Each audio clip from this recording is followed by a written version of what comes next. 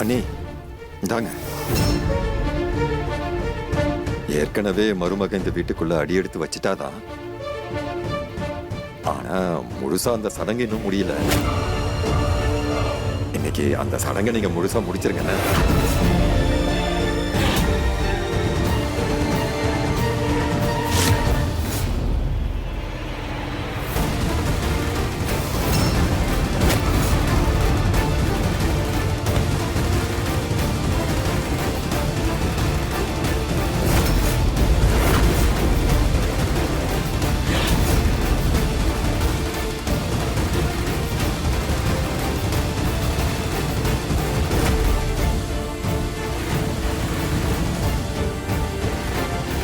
என் சூரஜுக்காக வேணா நான் உனக்கு இந்த வீட்டில் இடம் கொடுக்குறேன்.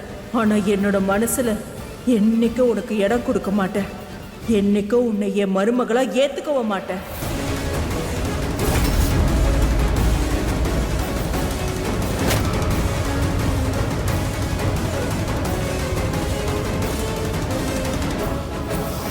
என்னிலிருந்து என்னுடைய புகுந்த வீடு தான் என்னுடைய உலகமே கிருஷ்ணா. இனி இந்த வீடு மட்டும் இல்லை, இந்த வீட்டில் இருக்கிற எல்லா உறவும் என்னுடைய உறவும் தான். இங்க இருக்கிற எல்லா உறவுகளையும் நான் மரியாதையா நடத்துவேன்.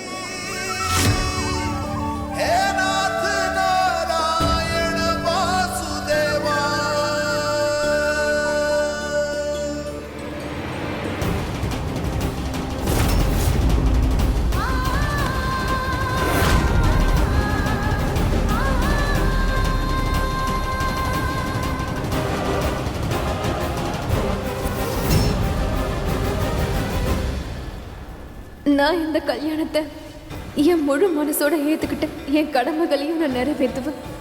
ஏன்னா என்னை விட்டு போகாத ஒருத்தன் எனக்கு வாழ்க்கை துணையா கிடைச்சிருக்கான். இவன் என் அப்பா மாதிரி உறவுகளை வெற்றி தோல்வி வச்சு முடிவு பண்ண மாட்டான். இல்ல பிரச்சனை வந்தா விட்டுட்டு போறேன். ரோஹன் மாதிரி அவன் எந்த காலத்திலயும் விட்டுட்டு போகவே மாட்டான். நான் இப்ப இருந்து இவரை என் மனசார என் புருஷனை நான் ஏத்துக்கிறேன். உள்ளவாமா வா.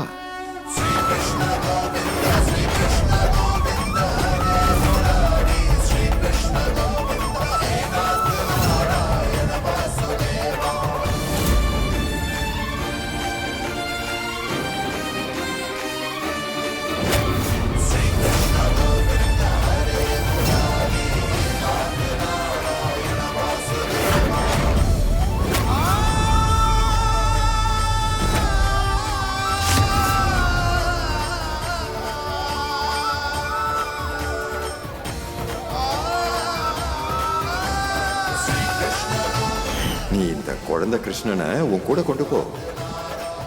எல்லா கஷ்டத்திலையும் அவர் உனக்கு வழிகாட்டுவார்.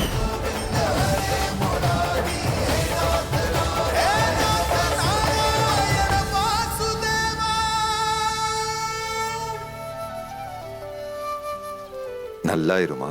நீங்க ரொம்ப சரியா சொன்னீங்க மாமா. நமக்கு எந்த வழியும் தெரியாதப்ப இந்த குழந்தை கிருஷ்ணர் வழி காட்டுவாரு. நீங்க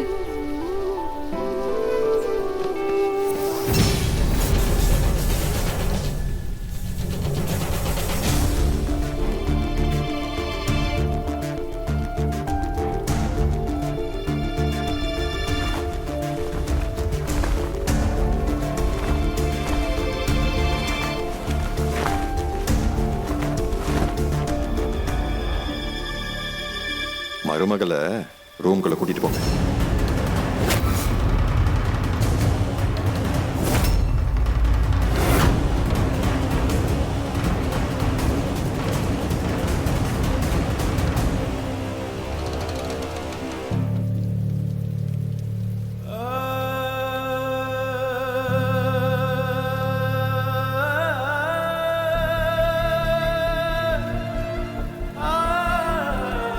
இவனையும் உள்ள கூட்டிட்டு போங்க.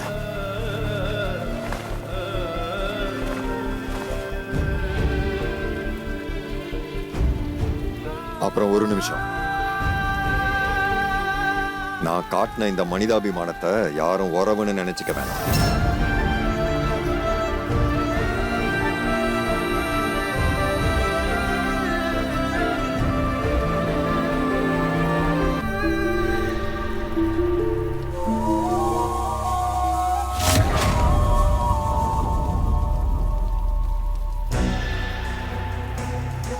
இங்க பாருங்க அத்தை, அந்த மகாராணி எப்படியோ வீட்டுக்குள்ள வந்துட்டா.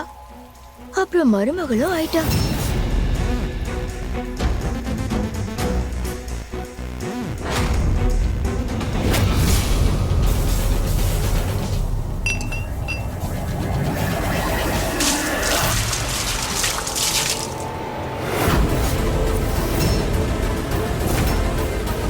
நான் தான் அப்போவே சொன்னனே, இந்த வீட்டில் தான் அவளுக்கு இடம் கொடுத்துருக்கேன்.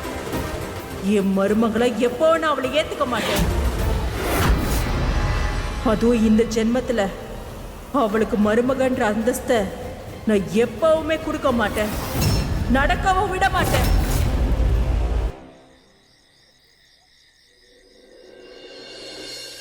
காவியா, ரியா, உங்கள யாராவது ஒருத்தர் இதை போய் மருமக கிட்ட கொடுத்துட்டு வாங்களேன்.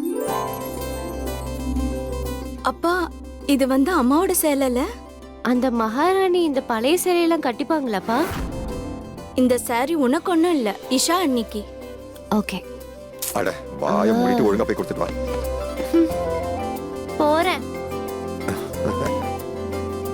அப்பா, ஆ, அம்மா போனதுக்கு அப்புறம் இன்னைக்கு தான் நீங்க உங்க பெட்டியில இருந்து இதை வெளியே எடுத்திருக்கீங்க. ரொம்ப நாளைக்கு அப்புறம் இன்னைக்கு தான் சத்தியத்தை கடைபிடிச்சு நேர்மையான வழியில போற ஒரு பொண்ணை பார்த்திருக்கிறேன். இந்த இஷா மேல இருக்கிற நம்பிக்கை எனக்கு அதிகமாயிட்டே இருக்குமா?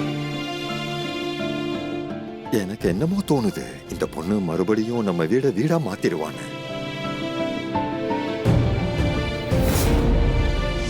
சொல்லுங்க, உங்களை கிட்னாப் பண்ணி இங்க அடைச்சு வச்சிருக்காங்களா? இல்ல இன்ஸ்பெக்டர் சார், இவங்க எல்லாரும் என்னுடைய குடும்பம். நான் இங்க சந்தோஷமா இருக்கேன்.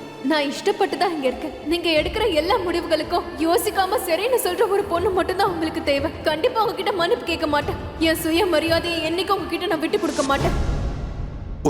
ஒரு நிமிஷம் வந்து, நம்பிக்கைன்ற பேரால அந்த பொண்ணோட வாழ்க்கையில நான் ஒன்னும் விளையாடல இல்லையா? சொல்லு, நான் சுயநலமா யோசிக்கிறேன். சொல்லுமா. இல்ல அப்பா, கண்டிப்பா இல்ல. உங்களை மாதிரி ஆளுங்கெல்லாம் எப்பவுமே சுயநலமா யோசிக்கவே மாட்டீங்க. அது இல்லாம இந்த முடிவு எடுத்தது இஷா அண்ணி தான். அவங்க நினைச்சிருந்தா போயிருக்கலாம், ஆனா அவங்க தான் இந்த வீட்டை தேர்ந்தெடுத்தாங்க. சூரஜ் அண்ணாவையும் ஏத்துக்கிட்டாங்க. உங்க மனசுக்குள்ள சுயநலம் இல்ல, உங்க மனசுக்குள்ள நம்பிக்கை தான் இருக்கு. அந்த நம்பிக்கைய சூரஜ் அண்ணா அவர் மேல வைக்காம விட்டுட்டாரு. ஆனா யாருக்கு தெரியும், இஷா அண்ணியால பழைய சூரஜ் அண்ணா நம்மளுக்கு திரும்பி கிடைக்கலாம். அந்த ஆண்டவனும் அதையே நினைச்சா நல்லா இருக்கும்.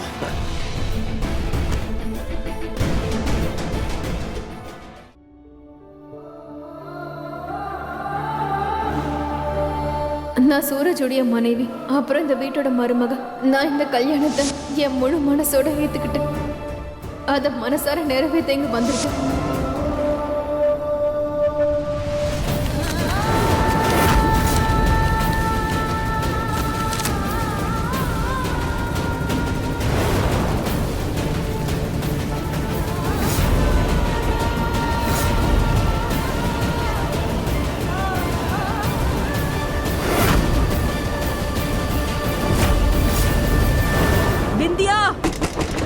பிந்தியா, கதவை தரமா.